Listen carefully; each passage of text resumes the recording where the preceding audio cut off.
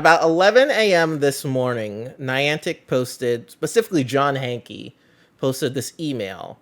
So John Hanke, he's the CEO of Niantic, who created Ingress, Pokemon Go, Peridot, NBA All World, all these games where it's on your phone, you're going around to these real world locations and doing stuff, playing stuff. So they've been in the game for a while now, almost 10 years. But Pokemon Go, as we all have known, is going to be 7 years old next month, which is bananas to think about.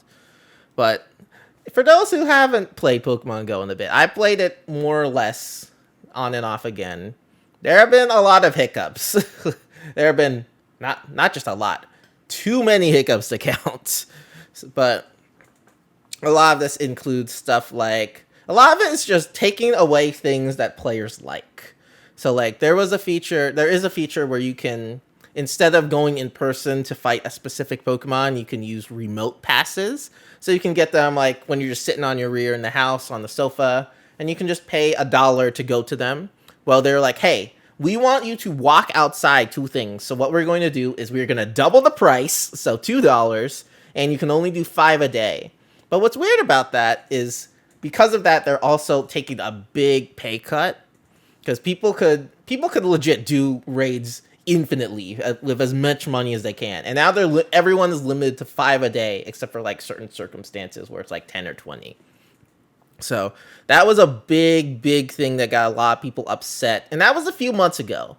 So obviously Niantic has been making way less money, and they have said that yes, we are going to make less money, and we accept it because of our core values, because it's what they strongly believe in. Like, they are willing to put their values, their ideas, their morals in front of like millions of people who are giving money to their game, which is honestly like in an isolated world, that's pretty metal of them. They care that much about their values over literal millions of dollars. But there have been other issues, like literally Pokemon just not working, like trying to put a Pokemon in a gym and it just breaks. Or like things like just a few days ago, there was a bug that made it easier to find Pokemon. Like you could see way more Pokemon, and some content creators reached out and said, "Hey, is this a bug? Is this happening?" And the content creators were told that yes, this is permanent. So people were super happy because it was a big change. This was a good thing. And then literally yesterday, Niantic Twitter said, that was a glitch. We are reverting it. Too bad." Too bad for you. And people were upset because this was a good thing that people liked.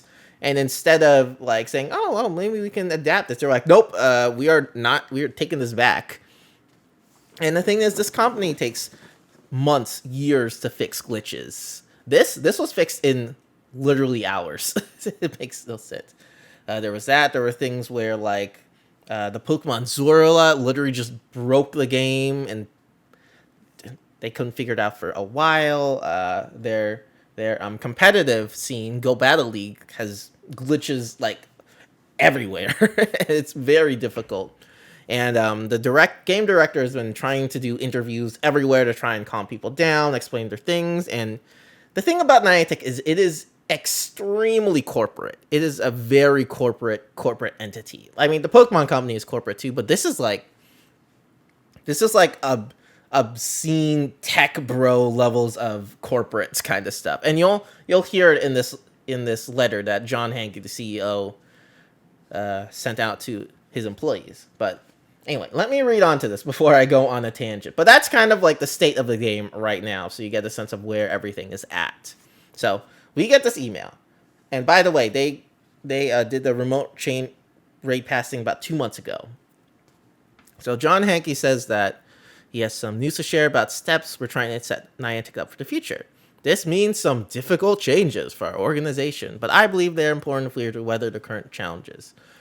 And also, a lot of that is another thing.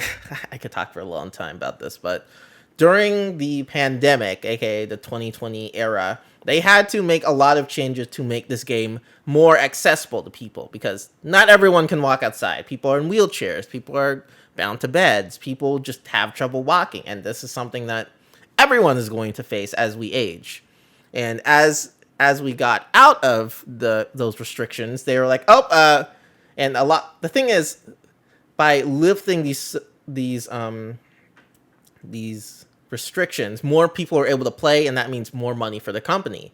And as we quote unquote got better and more people could get outside, they're like, oh yeah, let's go back to the old ways, even though people like the new ways and we have more people. So yeah, again, another thing. But anyway, second paragraph.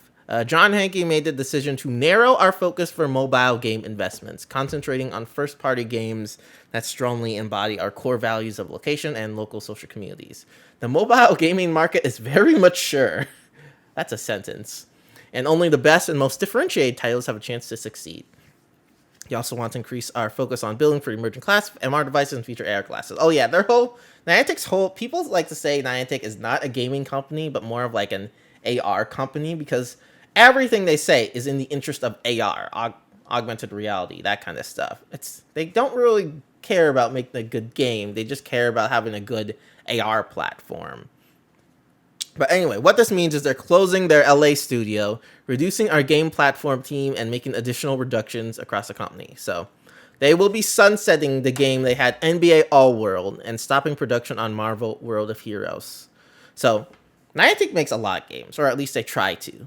And then they cancel those games very quickly. NBA All World was one of them. So NBA All World came out this year, January 24th. So 6 months ago, almost exactly 5 to 6 months ago, it came out globally. Now, sure, other countries got to experience it first, but this was literally a game where you go around and you recruit / catch NBA players and basically play games with them. I tried it, and while it's a good idea on paper, but it's a very grindy game, which means you have to do a ton of playing in the game to be good at the game. It's not something that you can just like pick up for a few minutes, enjoy it, then put it down. No, it's something you have to like think about. It's something you have to like dedicate quite a lot of time to, because like there's all these rounds you have to pick up, because like you have to raise like an NBA team. Yeah, raise, that's a weird thing to say, but basically it's not easy to pick up and put down, which is something mobile games are good for.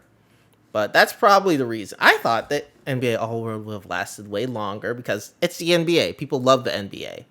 But maybe just in the United States. Maybe that's why. I eventually uninstalled it after a while because it's a lot to think about. And they were also partnering with Marvel. They were partnering with Marvel to make a game called World of Heroes. And we barely even got to see that. So you think this company that can get enormous studios to give them money or to give their license to, you think with the ability to do that, they'd be able to have stuff. But they're quitting things left and right, and they're still kicking on. But basically, they are laying off 230 Niantic people. About. Now, this isn't new to them. Last year, they laid off people as well. They laid off about 80 people. So this is a way bigger jump than just 80 people. This might be a little bit more impactful. Now, of course, they also didn't have NBA All World or World of Heroes left, but still, this is not a good look, at least to this company. I mean, people lay off people all the time, but why are they making this change? They've allowed their expenses to grow faster than revenue. In the wake of the revenue surge we saw during COVID, which would meant making the game more accessible so more people could play and give money, and having the remote raid so people could just give them infinite money to play the game. But they basically got bigger there, and that also meant their expenses grew, because obviously more people means more expenses. And then after all of that happened, their revenue went right back down to where it was before this happened. So they made basically the same amount they made before it, and now the products they made have not been able to recuperate said money. So it's basically bring them back to like literally 2019 days. Why did this happen? Both internal and external factors. We are operating in a tough market due to overall global macroeconomic slowdown and unique challenges in gaming and AR markets. The mobile market has been crowded, changed to the App Store, and the mobile advertising landscape, making it hard to launch new mobile games at scale. They're basically saying that, hey, there's more games and it's harder to get new people to get into the game, and people are quitting and it's hard and we can't make enough money. Even though they literally could just have kept what they did in 2020 20 and kept a lot of said money, but Pokemon Go is still like a popular game. It's still in like the top 100 in like the App Store and stuff. So it's not exactly like they're like a struggling game. They just want to cut costs mainly.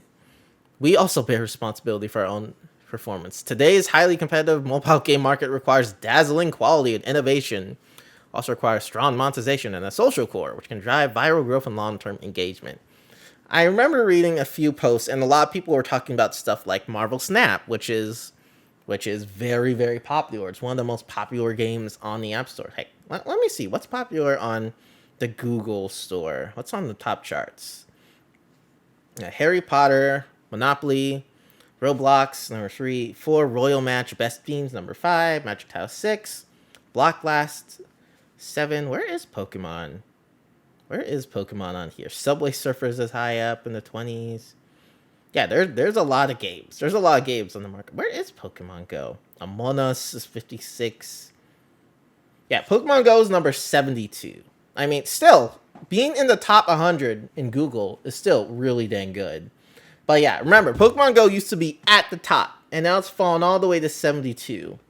So things like there's some weird games on here. There's a game called... There's some creepy games. Like, I don't want it. Why would I want to be a doctor and do ASMR? Yeah, but yeah, Among Us is beating it. Let's see. Just simple games like 8-Ball. But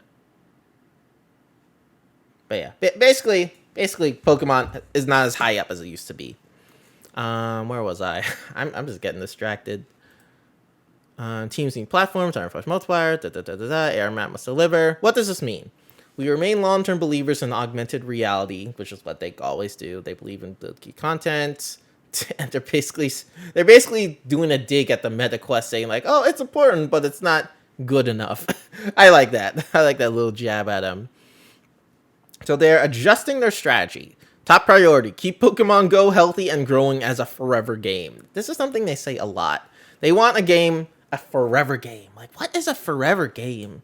Like, not all games last forever. I mean, there are some platforms that do feel like forever games, but I don't know. Eventually, they will run out of Pokemon, and they'll have to slow things down very much. And I don't know, because, I don't know. Basically, they have to keep up with the Pokemon cycle, which is basically a new generation every 3 to 4 years. But they're already at Gen 7. There's already, like, they're like at like 70-80% of all Pokemon, and like almost half of them have shinies, so they have to slow it down. So people are definitely concerned. I was concerned. Let's see. They're focused on making recently launched games a success in terms of user retention, revenue, and profitability. They're confident about prospects for Pikmin Blue, Peridot, and Monster Hunter now, but we have a lot of work to do. Yes, you do. But yeah, they're basically saying they're downsizing. And of course, they talk the most about their AR map, which is funny. Expect a more direct and results-based culture. Leadership seems like this. See changes. And then it's just a whole bunch of corporate stuff down here. Yeah, so that's basically what they're saying. And obviously, this is concerning because literally just a few months ago, someone found like a random link in like a random article that said like, oh, Pokemon Go's revenue is going down for the first time in like a year or two. And obviously that was because of the remote rate changes. And usually Niantic doesn't respond to this, but Niantic did respond to this and basically say, hey, that's a lie. We are doing much better than we do, and we don't look at profits from month to month or quarter to quarter. Obviously, they are right here because they're laying off like a bunch of people. So obviously, they felt the need to say, yeah, we're laying off like 200 people. So obviously, they are worried. They are cutting down tremendously, because I don't know how much people are Niantic, but surely isn't like thousands. So that's a big amount of people.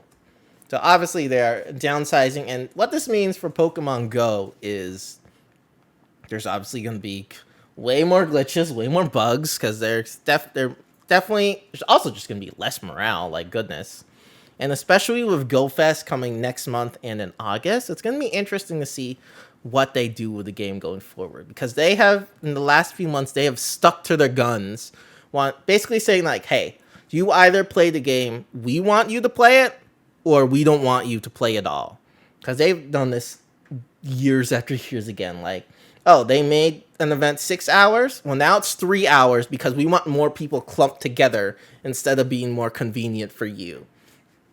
Hey, you want to give us more money to catch as many Pokemon as you want? Well, the Pokemon company says no, so we are doubling the price and limiting it so you ultimately give us less money instead of just, I don't know, you could just put the cap on or making it unavailable for legendaries or something. I don't know, there's so many things. Again, 99% of this is just corporate speak, but it's just also a very interesting look, especially right now, because Niantic is in like a very not good place, because like the last 3 months was one of the worst seasons ever. There was just glitches. Most events just didn't work. It was just not good. So this is going to be interesting to see, especially after GoFest, because usually they do all their big changes after GoFest or every 3 months. So basically, like, every season is 3 months, and we're at the end of the first month. So once we're at the end of August, I have a feeling there's going to be some big changes to this game that people are not going to like. And quality-wise, I don't know. Obviously, a lot of people still play it. It's almost an addiction. Like, heck, I still play it, even though I don't particularly enjoy it most of the time. But, I don't know. I always take breaks. I did want to share one more thing before we go, and that's the products. There's a website that tracks all the products Niantic started and then got rid of. Kind of like Google. Let's see. Where is it? It's like Niantic. Here it is. Okay. This doesn't really contribute, but this is just a funny thing to see. So look up here. This is a big page. So this is the website killedbyniantic.com. And yeah, Niantic has been around for almost 10 years now. So like, look at this. Endgame didn't make out of development. Field Trip lasted 7 years. Ingress Redacted, which was basically an old version of Ingress. Catan World Explorers, 1.5 years, died in beta. Harry Potter Wizards Unite, the big game, 3 years. Not even 3 years. Hamlet, some theater thing, something called Blue Sky, something called Snowball. Transformers Heavy Metal, a Transformers game, didn't even last a year, didn't even launch. They just added it too. Journey to the Magic Gems, Trading Post, I don't know what these are. NBA All World, 1 year since conception. Marvel World of Heroes, not even 1 year. Campfire, these are all the things that are still here. Campfire is still here, House of Dragons is still here, Ingress Prime is still here. This is our baby, so it's probably going to be here for a while. I knew that the community wanted flasher graphics and CPU-intensive animations. Monster Hunter Now, still here. Peridot, Pikmin Bloom, Pokemon Go. I have a feeling like a few months after Pikmin 4 comes out, because I feel like the main reason it's still live is because of Pikmin 4. But yeah, once Pikmin 4 is gone, I don't see this game lasting too much longer. And Peridot is pretty much Niantic's second backup plan, but even that's not doing exactly the best.